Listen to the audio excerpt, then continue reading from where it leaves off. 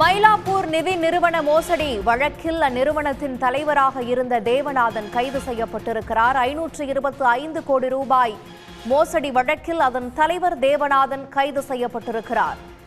மயிலாப்பூர் நிதி நிறுவன மோசடி வழக்கில் 525 கோடி ரூபாய் மோசடி செய்ததாக அதன் தலைவர் தேவநாதன் தற்போது கைது செய்யப்பட்டிருக்கிறார். முக்கிய செய்தியாக பார்த்துக் கொண்டிருக்கிறோம். மயிலாப்பூர் நிதி நிறுவன மோசடி வழக்கில் 525 கோடி ரூபாய் மோசடி செய்த விவகாரத்தில் அதன் தலைவர் தேவநாதனை போலீசார் தற்போது கைது செய்திருக்கிறார்கள். விவரங்களோடு எமது செய்தியாளர் கிருஷ்ணா இணைகிறார். கிருஷ்ணா, இந்த 525 கோடி ரூபாய் மோசடி எப்படி நடந்தது? என்னென்ன வழக்குகளை காவல்துறையினர் இவர் மீது பதிந்திருக்காங்க? நிச்சயமாக கடந்த ஏப்ரல் மாதம் குறிப்பாக நாடாளுமன்ற தேர்தலின் போது ஒரு மிகப்பெரிய குற்றச்சாட்டு தேவநாதன் என்பவர் மீது சுமத்தப்பட்டது. குறிப்பாக சென்னை மயிலாப்பூரில் 150 ஆண்டுகளாக செயல்பட்டு வந்த தி மயிலாப்பூர் இந்து சாஸ்வத நிதி நிறுவனத்தில் வாடிக்கையாளர்கள் வைப்பு நிதியாக வைக்கப்பட்டிருந்த 525 கோடி ரூபாய் மோசடி செய்யப்பட்டுள்ளதாக பரபரப்பு குற்றச்சாட்டு எழுந்தது. இந்த நாடாளுமன்ற தேர்தலுக்கு ஒரு வருடத்திற்கு முன்பாகவே இந்த நிதி நிறுவனத்தில் பணம் போட்டவர்கள் முதிர்வு தொகை முடிந்தும் அதை கேட்கும் பொழுது பல்வேறு தொழில்நுட்ப காரணங்களை கூறி அவர்களை தொடர்ந்து தவிர்த்து வந்தார்கள். இதன் காரணமாக மயிலாப்பூரில் அந்த சாஸ்வத நிதி நிறுவனத்தில் போராட்டங்கள் நடைபெற்றன.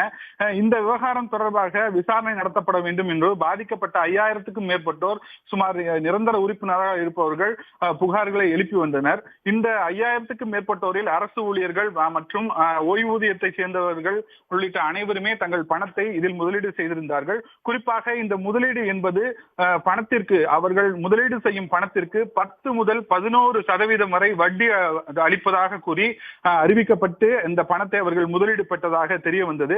ஆனாலும் பணத்தை பெற்றுக்கொண்டு அவர்கள் திருப்பி தராமல் தொடர்ந்து ஏமாற்றி வந்ததாக குற்றச்சாட்டுகள் எழுந்தன. இந்த விவகாரம் தொடர்பாக தொடர்ந்து மயிலாப்பூர் காவல் நிலையத்திலும் புகார்கள் எழுந்த நிலையில் இதில் முதலீடு செய்தவர்கள் எண்ணிக்கை அதிகமாக கொண்டு சுமார் 525 கோடி ரூபாய் அளவில் மோசடி நடந்திருப்பதாக கூறப்பட்டது காரணத்தினால் பொருளாதார குற்றப்பிரிவுக்கு இந்த வழக்கு விசாரணை மாற்றப்பட்டது. அது தொடர்பாக போலீசார் தீவிர விசாரணை மேற்கொண்டதில் தற்போது திருச்சியில் இந்த சாஸ்வத தி மயிலாப்பூர் இந்து சாஸ்வத நிதி நிறுவனத்தை நடத்தி வரும் அதன் தலைவரான தேவநாதனை திருச்சியில் கைது செய்து தற்போது பொருளாதார குற்றப்பிரிவு அதிகாரிகள் விசாரணை மேற்கொண்டார்கள். குறிப்பாக ஏப்ரல் மாதத்தில் இந்த மிகப்பெரிய தொகை காணாமல் போனதற்கு ஒரு மிகப்பெரிய குற்றச்சாட்டு என்பது வைக்கப்பட்டது. அதாவது நாடாளுமன்ற தேர்தலுக்கு இந்த பணம் என்பது பட்டுவாடாவிற்காக பயன்படுத்தப்பட்டதா என்ற ஒரு சந்தேகம் எழுந்து பல்வேறு குற்றச்சாட்டுகள் சமூக வலைதளத்தின் மூலமாகவும் பாதிக்கப்பட்டவர்கள் தொடர்ந்து இந்த குற்றச்சாட்டை முன்வைத்தார்கள்.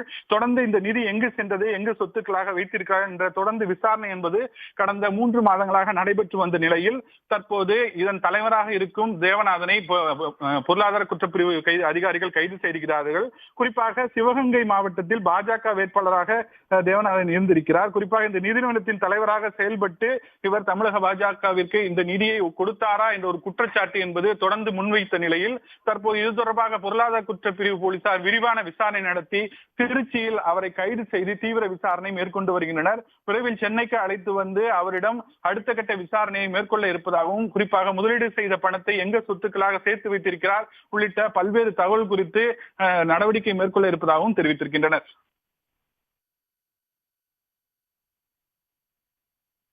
இப்ப கைதை தொடர்ந்து என்ன மாதிரியான நடவடிக்கைகள் எடுக்கப்பட இருக்கிறது கிருஷ்ணா? அதை பற்றியும் விரிவா பகிர்ந்துக்குங்க.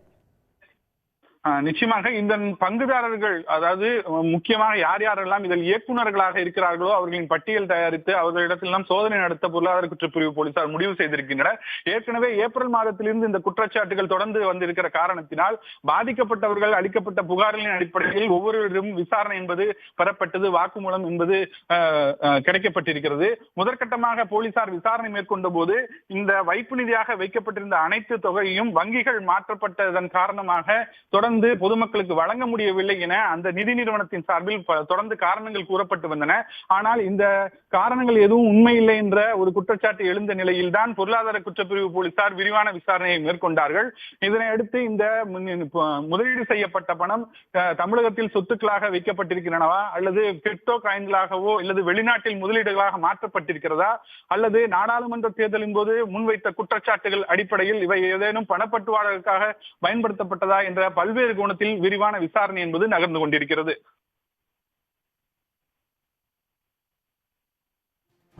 இப்போ இவர் நாடாளுமன்ற தேர்தலையும் பாஜகவின் வேட்பாளராக போட்டியிட்டார்.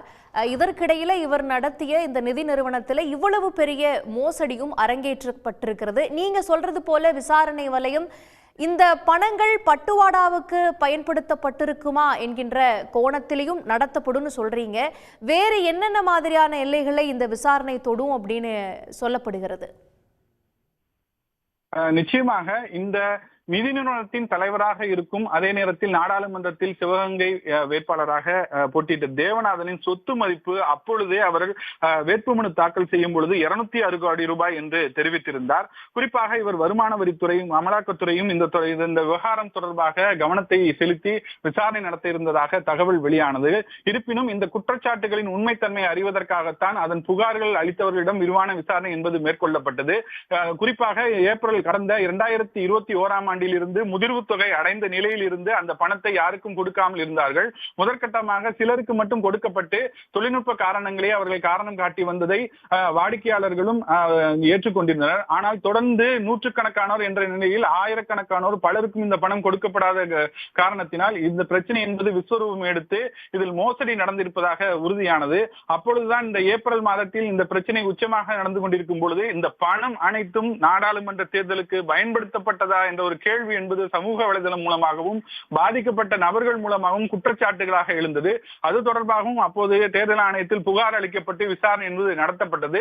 இருந்தாலும் இதன் உண்மைத்தன்மையை விரிவாக விசாரணை நடத்த வேண்டும் என்பதற்காகவும் அதே நேரத்தில் நூற்றுக்கணக்கான கோடி ரூபாய் தொடர்பாக இருப்பதால் பொருளாதார குற்றப்பிரிவு அதிகாரிகள் இதில் கையில் எடுத்து விசாரித்தார்கள். கடந்த 4 மாதமாக நடத்தப்பட்ட விசாரணையில் இது தொடர்பாக முறைகேடு நடந்திருக்கிற காரணத்தினால் தற்போது அதன் தலைவராக இருக்கும் தேவநாதனை திருச்சியில் வைத்து கைது செய்து பொருளாதார குற்றப்பிரிவு அதிகாரிகள் விசாரணை நடத்தி வருகின்றனர்.